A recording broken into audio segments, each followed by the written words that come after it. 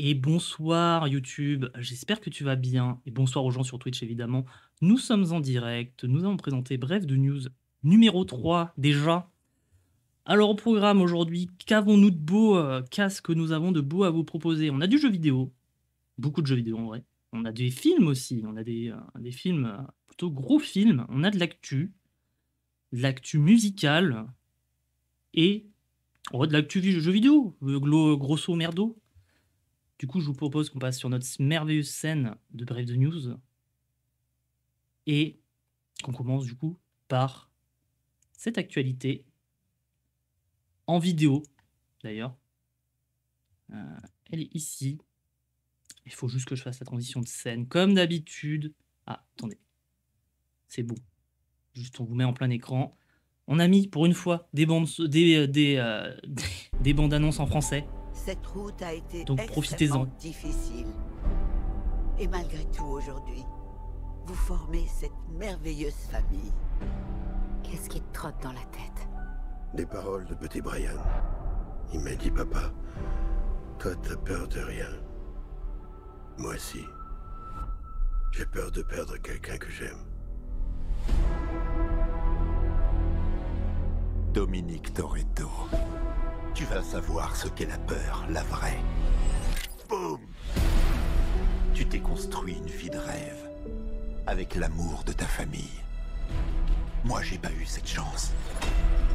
Tu m'as tout volé. Mon avenir. Ma famille. Cette fois, à mon tour de prendre les tiens. Un par un.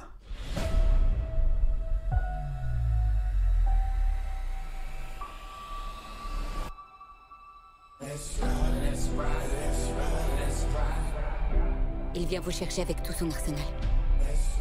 C'est quoi le plan, Dom? Là, je sais plus. L'un de nous pourrait ne pas revenir. Mais on doit se battre. Ne jamais accepter la mort. Quand la douleur est due. Ça va péter!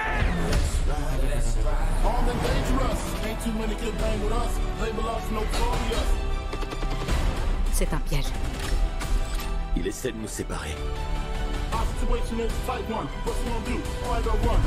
On gagnait parce qu'on voulait gagner. On courait pour le respect.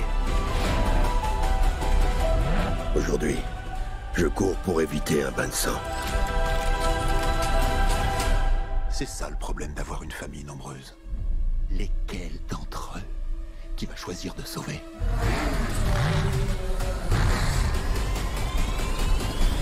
C'est parti!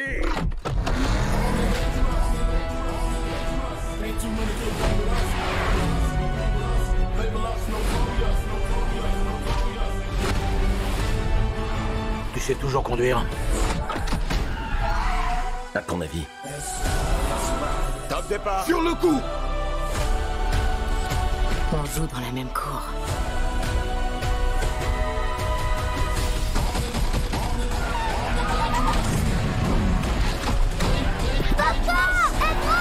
Oui, mon fils, je suis là.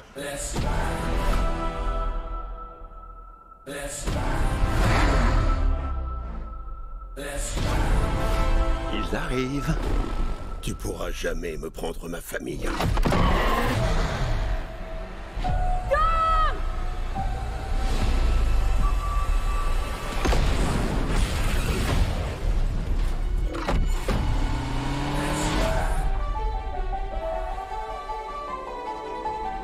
Coucou ma belle, on émerge? Je le crois pas, c'est une blague.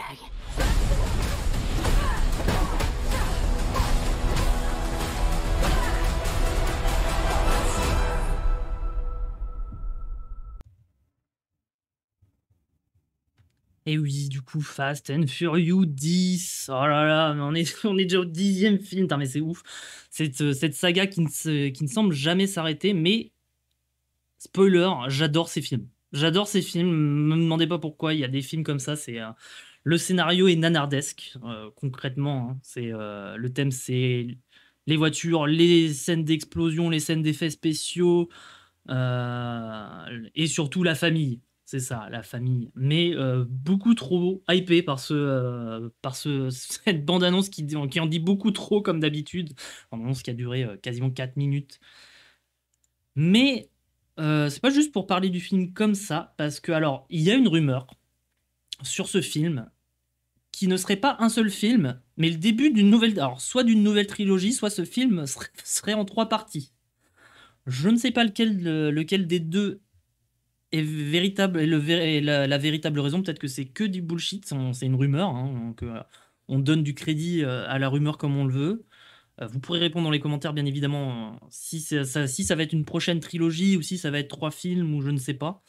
Mais je suis quand même bien saucé par ce sur Fast and Furious 10 avec ce casting, ma foi, genre, on voit qu'avoir été dans des films Marvel, bah, ça permet de se faire des bons copains. Et des bons copains qui peuvent venir du coup dans nos films. Puisqu'on a vu qu'il y avait Brie Larson, on a vu forcément Vince Diesel, donc, qui joue le personnage principal de Dominic Toretto. On a John Cena qui va venir jouer je ne sais quel perso. On a les persos, on a Jason Statham, le casting, Jason Momoa qui va jouer le grand méchant du coup. Enfin, ce casting, il est fou furieux. Je sais pas si j'irai le voir au cinéma, probablement, ou sinon je le trouverai, je le regarderai plus tard. Mais en tout cas, un film que je vais aller voir, que je vais voir. Deuxième annonce qui n'a rien à voir avec le cinéma, on va parler du coup actualité musique. Donc vous n'étiez pas sans savoir, messieurs, dames, que ce week-end, nous sommes, oui, du coup, le 14 mai, du coup, le 13 mai, se déroulait la finale de l'Eurovision au Royaume-Uni, à Liverpool. Et du coup, on a vu cette année le sacre de la Suède qui a gagné. Mais nous, on va pas parler de ça, on va parler très brièvement de notre propre pays, la France. La France qui a du coup fini 16e avec l'artiste... alors, pour des raisons évidentes de droit d'image, je ne peux pas vous mettre la musique en question.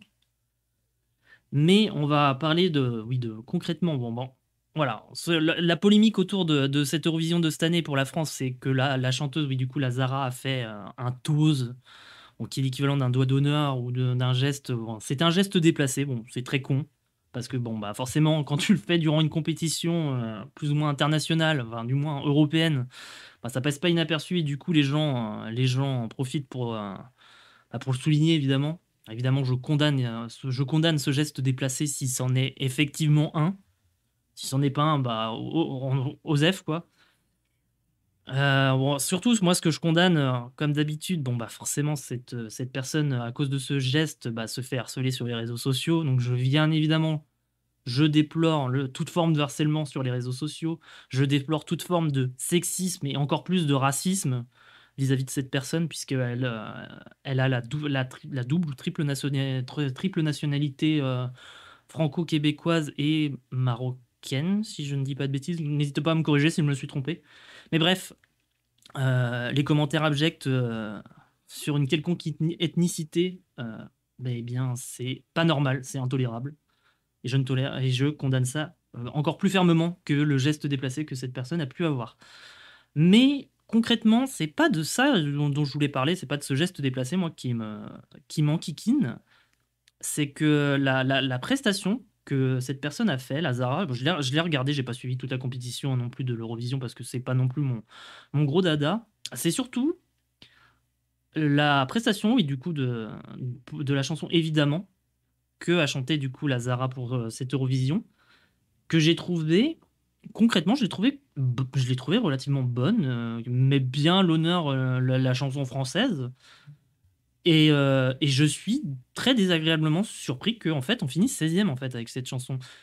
Et je pense pas que ça justifie non plus le geste qu'a pu avoir cette personne, mais je pense, oui, effectivement, il y a sans aucun doute un côté blasé qui a fait suite à ce geste. Parce que pour moi, la France n'aurait pas dû finir 16e avec une telle chanson, une telle performance qui était bien mis en scène, bien interprétée.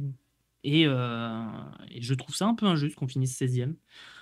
Même si globalement, oui, l'Eurovision, c'est pas non plus la compétition qui m'intéresse le plus au monde, mais bah, je suis français, je suis quand même, bah, fier qu'une artiste, bah, chante bien, ait une belle performance et je suis navré qu'on ait fini que 16e. Voilà. Bon, on va repasser sur une actu vidéo parce que forcément là, je ne peux pas vous montrer, l'Eurovision.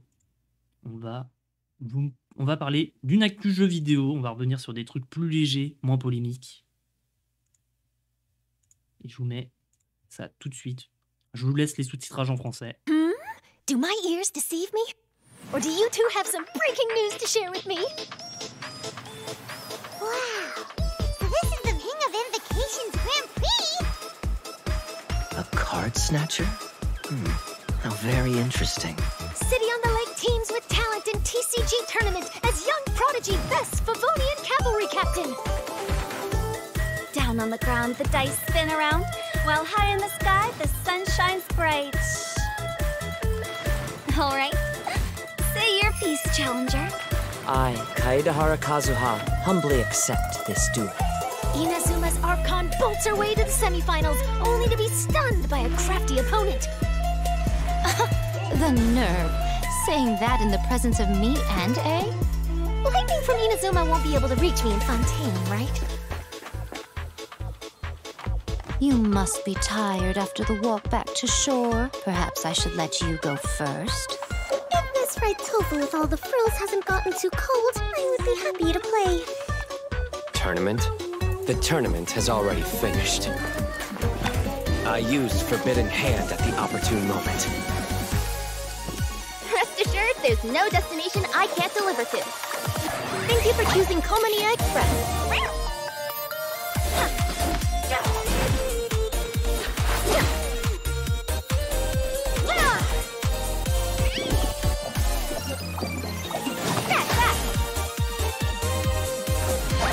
Express delivery!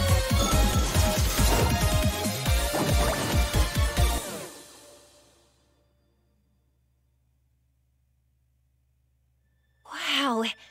So, this is Sumeru? There are so many huge mushrooms here. They're big enough to lie on.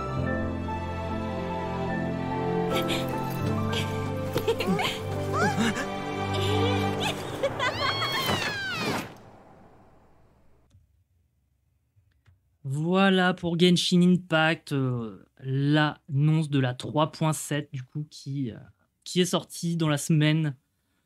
Alors beaucoup de choses à dire sur cette 3.7, beaucoup de choses beaucoup de choses et à la fin beaucoup de choses qui ont été montrées visuellement, mais à la fois pas beaucoup de choses en termes de contenu.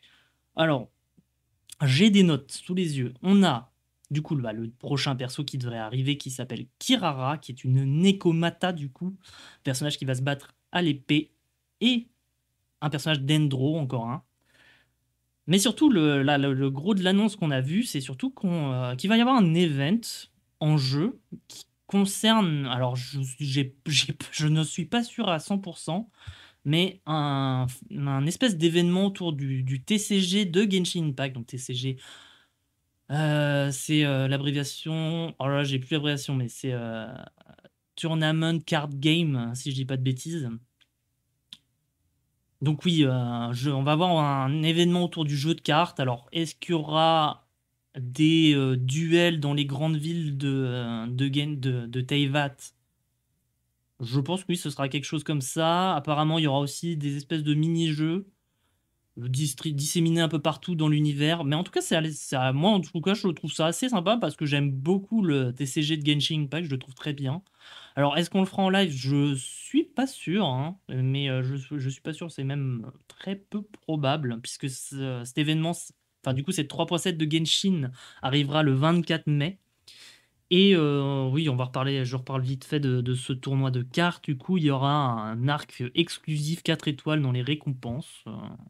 Voilà, donc pour ceux que ça intéresse, le jeu de cartes, bah, allez farmer l'event.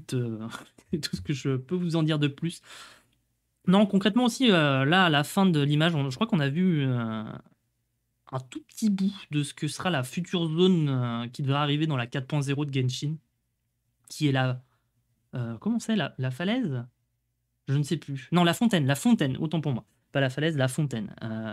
Ben, on en sait peu pour le moment. On a juste, on sait que ce sera une zone aux teintes bleutées avec des grands champignons. Voilà, c'est tout ce qu'on en sait pour le moment, mais je ne peux pas vous en dire plus moi-même. Autre actualité. Ah, c'est toujours, on va rester toujours sur une actualité jeux vidéo. Alors là, on va passer d'une compagnie de jeux vidéo à une autre. On va parler. Là, je vais pas mettre d'image puisque en fait c'est quelque chose dont c'est un secret de polichinelle. En fait, les joueurs en sont au courant depuis longtemps. Du coup, Blizzard vient d'annoncer officiellement la sortie de Royaume Hardcore pour World of Warcraft classique. Donc oui, si vous n'êtes pas au courant, c'est le truc qui est revenu à la mode, le hardcore. Donc le hardcore, concrètement, ça consiste à quoi sur World of Warcraft? C'est créer un personnage du niveau 1 à 60. Enfin, oui, c'est créer un personnage et à ce qu'il ne meure jamais. C'est un concept qui existe dans plein d'autres jeux vidéo, que ce soit World of Warcraft, que ce soit Diablo, que ce soit Path of Exile, ou que sais-je. Mais oui, du coup, vu que là, il n'y avait pas... Vu que oui, c'était un add-on qui permettait de justifier le fait qu'on joue en hardcore sur World of Warcraft classique en ce moment, eh bien Blizzard a été plutôt bien reçu cet add-on hardcore et la hype autour, et du coup va ouvrir officiellement des serveurs dédiés. Alors, si on a une date, ce sera on a une date large, mais ce sera cet été. C'est prévu cet été. Donc, pour les fans de hardcore, un peu comme moi, je pense qu'on retournera faire ça en live. On est déjà en train d'en faire là en live, donc voilà, je fais une pub pour mon live, non déguisé. Vous-même, vous savez. Et la dernière grosse actu de Bref de News, évidemment, j'ai gardé le meilleur pour la fin. Je vous la mets tout de suite. Sauf si je ferme le mauvais onglet et je vais me taper dessus. Mais la dernière grosse annonce, je la laisse en français. J'aurais pu vous la mettre dans une autre langue, mais non, en français, toujours. Parce que c'est mieux. Elle est là. Oh, j'avais trop hâte de la vous montrer. Thèse.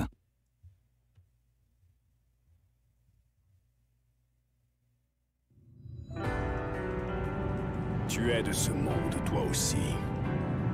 Rejoins-moi dans ma guerre sacrée, pour le salut de ton âme. Dévore cette dragonne, et avec elle, son vœu ardent de retrouver sa terre natale.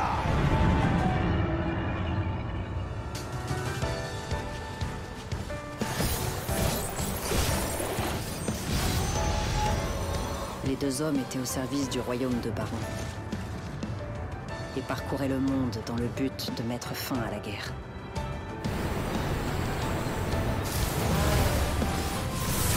Tout a l'air de se passer pour le mieux. Vous êtes sûr que ma présence était vraiment nécessaire?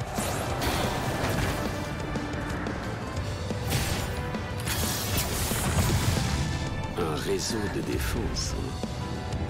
Je devine la stratégie que vous avez finalement adoptée. Notre terre promise et un festin des terres à volonté.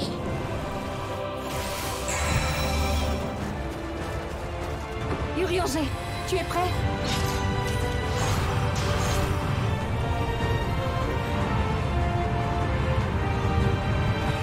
C'est le moment de lancer l'incantation.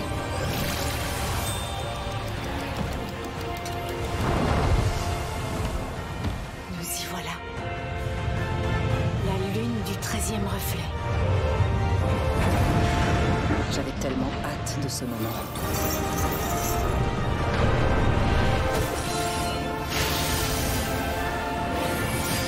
Faites gaffe aussi, vous deux. Les histoires de duos soudés. Ça ne dure jamais bien longtemps.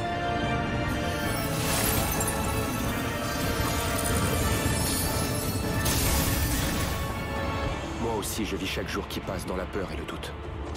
Quand je me demande ce qui est juste, ou quelle voie nous devons choisir. Aucune réponse ne me vient à l'esprit.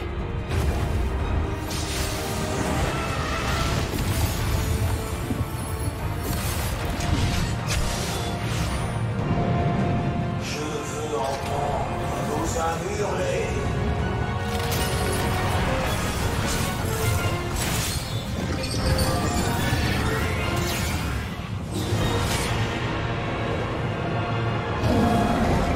Nous voilà enfin au moment de l'apothéose. À moi, dragon obscur!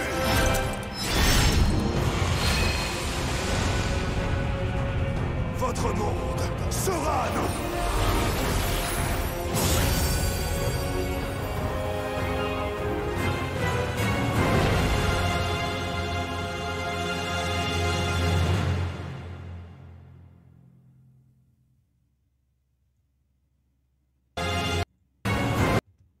Ah, laissez-moi faire un bel arrêt sur image.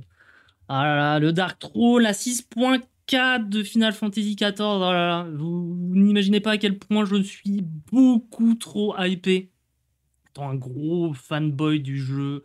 La 6.4 qui a été annoncée dans la semaine, mardi dernier ou mercredi dernier, si je ne m'abuse pas, dans la dernière newsletter. Trailer, bon, là, bon voilà, hein, je n'ai aucune objectivité, mais il y a 3 milliards de trucs qui vont arriver. Alors évidemment, il va y avoir la 6.4 en soi-même. Enfin, du coup, la 6.38 d'abord, qui va lever les restrictions de, voilà, du Pandemonium en sadique. Des ajustements pour le PVP, le début de la saison 6 de Crystalline Conflict. Ils vont changer aussi des trucs sur les data centers aux États-Unis, entre autres. Nouvelle quête de l'épopée, nouvelle quête secondaire de la tarufacture, d'Hildibrand. Donc ça concerne la 6.45 avec les armes légendaires des Manderville aussi. Des outils des merveilles, donc du coup ça va concerner du craft. Nouveau donjon, l'île de Ham. Nouveau défi, la chair de l'exilé, donc le fight contre Golbez. Le nouveau fight en difficulté irréelle, donc après oh là là, c'est concerne la triple triade, après Sephiroth, après Sophia, donc on va avoir Zurvan, et je pense que Zurvan est de très très loin le combat le plus dur des trois, bien que, voilà, pour les gens qui vous êtes chauffés pour faire de l'irréel, bah allez refaire le fight de Zurvan là prochainement, parce que il est pas très dur, mais en fait, faut juste connaître le nom des attaques, hein, globalement. Nouveau raid, le paradis du Pandemonium. Alors là, on va être gâté parce que vraiment, on a peu d'informations sur ce raid pour le moment. Et vu comment le Pandemonium, ça a été vraiment très très bien jusque-là, je m'attends à un finish, mais de toute beauté, avec une version sadique du dernier fight qui sera, à n'en pas douter, incroyable. On a un nouveau donjon à branchement qui arrive aussi dans la 6.45, qui sera le Mont Rocon. Et oui, du coup, il s'est marqué qu'il n'est pas utile de terminer les canalisations sildiennes pour les déverrouiller. On a encore des renforts qui vont être ajoutés dans les donjons de Stormblood, vu qu'ils n'étaient pas encore tous là. Donc on aura la force de Bardam, le château de Doma, Castruma Bagna et Alamigo, et le chant des sirènes, évidemment. Côté JCJ, je vous ai déjà dit ce qui allait arriver. Il va y avoir surtout des hotfix et des changements pour certaines classes. L'autre grosse nouveauté, donc moi je m'attendais pas à ce que ça arrive maintenant, je m'attendais à ce que ça arrive un petit peu plus tard. Mais du coup, dans la 6.45, on aura une update, une mise à jour pour le mage bleu. Et ça, je vous avoue que ça me fait extrêmement plaisir. Du coup, le mage bleu, le niveau max va passer à 80. Nouveaux sorts, nouveaux équipements exclusifs, nouveaux ennemis dans la grande mascarade, nouveaux trucs à farmer à l'infini pour les gros fans de mage bleu. Ça va être trop bien. J'ai trop hâte. C'est génial. Mise à jour de la félicité insulaire, donc des nouveaux trucs. Nouvelle map pour la pêche en mer. Ça, c'est donc qui sera vers Kugane. Mais ça, je m'y attendais pas et c'est plutôt cool. C'est plutôt un ajout sympa. Nouveau mémo quartz à la joie. Ah, j'avais pas vu ça. Augmentation de tenue enregistrée va passer à 100. C'est cool ça. Des icônes de jobs seront affichées dans la fenêtre de discussion et ces plaques de nom de joueurs. Les frais de transaction des objets du marché pourraient être inclus dans le prix total. Ah, c'est bien, ça aussi. Les lunettes et accessoires de mode seront affichés dans les en combat. Les objets entreposés à différents endroits pour être sélectionnés dans sa chambre. Eh oui, les skins pour les érudits. Mais du coup, les érudits pourront choisir entre Eos Selene et Carbuncle pour le mirage de leur fée.